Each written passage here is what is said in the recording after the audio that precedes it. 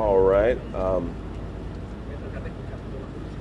Let me just let me start off by saying that I'm a person who believes very, very strongly in the power of prayer, and that prayer changes things. And so I'm going to ask everyone,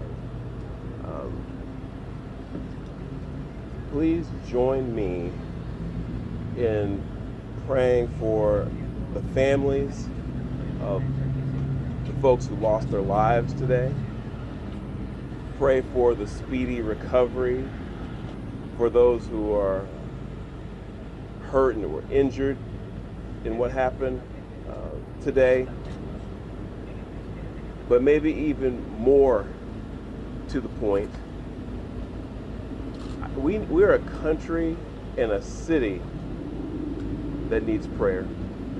So I'm going to ask you all to join me also in praying for this city, that we can come together at a time like this, and that we can be there for one another the way we always have in times like this, to support one another and help us all get through this very difficult time, not just in our city, but in our country. And that's why I'd ask you to pray for our nation.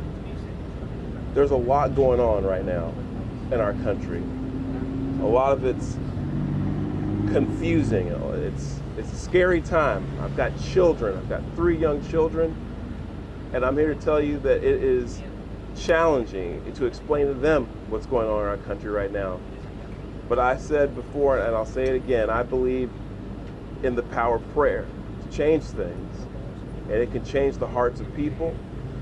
It can change this country, it can change the city. So please pray for everyone who's affected by today's tragedy. I also want to say thank you to the Dallas Police Department, and say thank you to the Dallas Sheriff's Department, Dallas County Sheriff's Department, Texas Department of Public Safety, and all of our various federal law enforcement partners who acted so quickly today to make sure that today's tragedy wasn't worse than what it was. So on behalf of the city of Dallas, I want to say thank you to all of you. And you're going to hear from some of those folks later, but I wanted to let you know that we appreciate what you all do, not just today, but every day, to help keep us all safe. And lastly, and this is really important, I would ask all of the city of Dallas residents who can hear me right now, let's be patient, let's remain calm, and let's let our law enforcement partners, our police department, do their job. This is an active investigation. There's still a lot of unanswered questions. And I want to encourage all of you to exercise a little bit of restraint and allow them to do their job to help make sure this continues to be a safe city, and that they can help us figure out what happened here today. But with that, I want to say, again, thank you to all the folks who came out this morning from our law enforcement community. I'll turn it over to our police chief, Daniel Como, to speak a little bit more directly to the investigation itself. And with that, Chief Como, thank you. Thank you, Mayor. Today at approximately 6:40 a.m., we received a assist the officer call. We responded to the call, got to the scene, and we later learned that we had 4 individuals that were shot, 2 of them deceased, including the shooter. The DPD was able to locate the shooter, who was deceased. We're going to be working this investigation shoulder to shoulder with our federal partners. The FBI is on scene, and right now I'm going to introduce you to the SAC of the Dallas Field Division, FBI Joe Rumrock. Yeah, good morning. My name's Joe Rothrock. I'm the special agent in charge of the Dallas FBI Field Office. I want to first start by thanking our partners in local law enforcement, specifically the Dallas Police Department, for their quick and timely response. I can confirm at this time that the FBI is investigating this incident as an act of targeted violence. It is unfortunately just the most recent example we've seen of targeted violence, to include here in North Texas, where back on July 4th, we saw a coordinated attack carried out against an immigration detention center in Alvarado, Texas.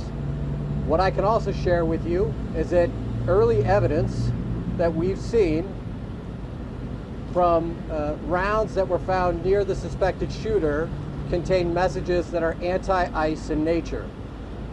Again, this is just the most recent example of this type of attack. This will be a whole of government response. There will be no resource not utilized to bring all those individuals who are responsible to bring them to justice and to hold them accountable. While we're not releasing identities of any victims at this time, what I can confirm for you is no members of law enforcement were hurt during this attack. If any member of the public has information that would help the FBI's investigation, I would ask that you please report that to 1-800-CALL-FBI. Again, any piece of information will be helpful, but this will be an ongoing investigation between us, a number of federal partners, and our local partners, again, to ensure that anyone responsible is held accountable. With that, I will turn it over to my counterpart from the ICE Enforcement and Removal Office. Good morning. My name is Joshua Johnson. I'm the acting field office director for ICE Dallas.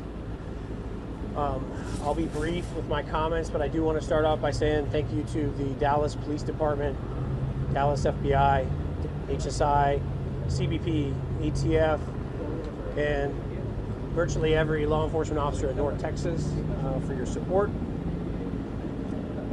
This is the second time I've had to stand in front of you and talk about a shooter at one of my facilities, and I think that the takeaway from all of this is that the rhetoric has to stop. There are people out there who are seeing what is being placed online, and they're coming and they're doing acts of violence against ICE employees. So that's kind of all I have for today, is that it's just got to stop. It's dangerous, and people are losing their lives. Thank you. Thank you all so much for coming. We really appreciate it. Again, thank you all so much. As it was said here today, if you do have any information, reach out to 1-800-CALL-FBI. Thank you. Thank you. This needs to stop. Violence is wrong. Politically motivated violence is wrong. It was 2 weeks ago today that we saw a political assassination in Utah that tore the heart out of much of this country. This is the third shooting in Texas directed at ICE or CBP. This must stop. To every politician who is using rhetoric demonizing ICE and demonizing CBP, stop.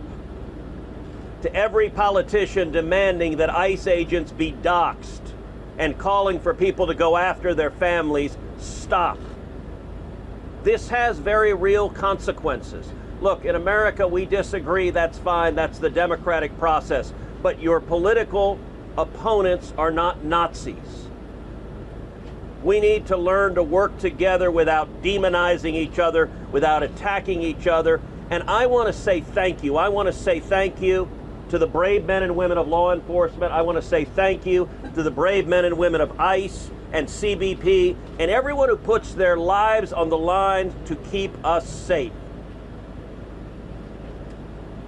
The divisive rhetoric tragically has real consequences. I hope that every one of us will pray, number one, for the safety of law enforcement that are risking their lives to keep us safe. Number two, for the health of those who were shot and injured today. We still don't know the full details of who was injured, but for the families also of the victims of this shooting. Violence has no place. It is wrong. And we should come together. If we want to have a debate about immigration policies, we can do so in the halls of Congress without demonizing each other, and especially without demonizing the men and women who every day put on a badge and go risk their lives to keep us safe. And we should not be putting language out there that inspires madmen to commit evil crimes. Our prayers are with the men and women of law enforcement, and we ought to come together and have some decency across the political aisle to say this violence is wrong and it needs to stop. Senator, have you been told that immigrant detainees were the victims of today's shooting? My understanding is the details of who the victims are still being ascertained, so I don't want to go ahead of law enforcement releasing these details. What they have said is that no law enforcement was injured, and so that's a natural inference, but I don't know the details. Special Agent, can you talk a little bit about some of the evidence you mentioned earlier? Just for clarity, I think there's going to be a lot of questions. Our understanding is that some of the shell casings had specific writing that was relevant to the motive. Give us more information. So I'm not going to go into any more details at this time. We will come back to you when we have more details to share. Again, our goal here will be transparency as those details become available, but we are still in the early stages of an investigation. Information is still coming in. When we have more details, we will come back to this group. And just clarity as well on the victims again, it's a question that people are asking. Just get clarity to make sure we're reporting and transparency on the victims. I'm not going to be identifying victims at this time. The only thing I will confirm at this time is no law enforcement was injured. Certainly you can respect law enforcement's need to make notifications. Why are you not saying that they were the detainees that were shot? At this point in time, we're not going to take any additional questions from law enforcement. Again, I'd ask for you to respect the fact that this is an ongoing investigation, and as more details come available. We're not asking for the names of the victims. I understand. In a general sense, I will. if the victims are the detainees. The only thing I can say right now is no law enforcement was injured this morning as part of the attack. I won't be taking any more questions, neither will law enforcement this time. We'll come back to you later today or in the coming days when we have additional information. Thank you for your time. Thank you all.